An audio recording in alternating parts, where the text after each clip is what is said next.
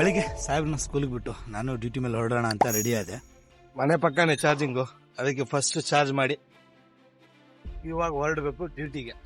ಹೊರಡೋಣ ಇವಾಗ, ಎಷ್ಟಾಗತ್ತೆ ಅಷ್ಟು ಮಾಡ್ಕೊಂಡು ಬರೋಣ ಸಾಯಂಕಾಲ ಗಂಟೆ.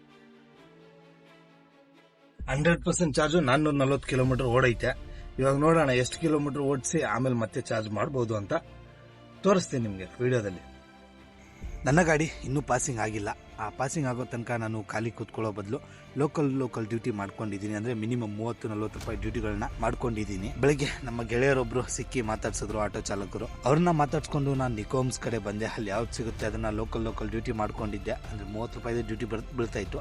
ಲಾಂಗ್ ಡ್ಯೂಟಿ ಯಾವುದೂ ನಾನು ಮಾಡೋ ಪೊಸಿಷನಲ್ಲಿ ಇಲ್ಲ. ಹಾಗೆ ಇವತ್ತು ಬಾಡಿಗೆಗಳಿರಲಿಲ್ಲ, ಕಾದು ಸಾಕಾಗಿತ್ತು. ಡ್ಯೂಟಿಗಳಿದೆ, ಇದಷ್ಟೇ ಇಲ್ಲ, ಆ ಕಡೆನೂ ಇನ್ನೂ ಗಾಡಿಗಳಿದಾವೆ. ಆ ಕಡೆ ಒಂದು 20-30 ಗಾಡಿಗಳಿದಾವೆ. ಡ್ಯೂಟಿಗಳು ಬೀಳ್ತಾ ಇಲ್ಲ. 11:15 ಆಗಕ್ಕೆ ಬಂತು, ಅಷ್ಟೊಂದು ಡ್ಯೂಟಿಗಳೇ ಇಲ್ಲ. ಇತ್ತೀಚೆಗೆ ಯಾಕೋ ಗೊತ್ತಿಲ್ಲ, ಡ್ಯೂಟಿಗಳು ತುಂಬ ಡಲ್ ಇದ್ದಾವೆ. ಬೆಳಗ್ಗೆ ಒಂದು 10:30-11 ಗಂಟೆ ಆದರೆ ಅದಾದ್ಮೇಲೆ ಡ್ಯೂಟಿಗಳೇ ಬೀಳಲ್ಲ. ಕಾದು ಸಾಕಾಗಿತ್ತು. ನಾನು ಒಂದು 2 ಅವರ್ ರೆಸ್ಟ್ ಮಾಡಿ ಆಮೇಲೆ ಮತ್ತೆ ಡ್ಯೂಟಿ ಮೇಲೆ ಹೊರಟೆ. 72 ಕಿಲೋಮೀಟರ್ ಓಡಿಸಿದ್ಮೇಲೆ 30% ಚಾರ್ಜ್ ಇನ್ನೂ ಉಳಿದಿತ್ತು. ಕಂಪನಿ ಹೇಳೋ ಪ್ರಕಾರ 110ರಿಂದ 120 ಅಂತ. ಬಟ್ ಮೈಲೇಜ್ ಇರೋದು ಬಂದ್ಬಿಟ್ಟು 100ರಿಂದ 105. ಹಾಗೆ ಪಿಕಪ್ ಸ್ವಲ್ಪ ಕಮ್ಮಿ ಇದೆ. ಈ ಗಾಡಿ ರಿವ್ಯೂ ಬಂದ್ಬಿಟ್ಟು ನಾನು ಇನ್ನೊಂದು ವಾರದಲ್ಲಿ ಪೂರ್ತಿ ಡೀಟೇಲ್ಸ್ ಜೊತೆಗೆ ಕೊಡ್ತೀನಿ. ಹಾಗೆ ನನ್ನ ಚಾರ್ಜಿಂಗ್ಗೆ ಎಷ್ಟು ವೆಚ್ಚ ತಗಲುತ್ತೆ, ಹಾಗೆ ಚಾರ್ಜಿಂಗ್ ಗಾಡಿಯಿಂದ ನನಗಾಗಿರುವಂಥ ಅನುಭವನ ಪೂರ್ತಿ ಡೀಟೇಲ್ಸನ್ನು ನಾನು ಶೇರ್ ಮಾಡ್ತೀನಿ.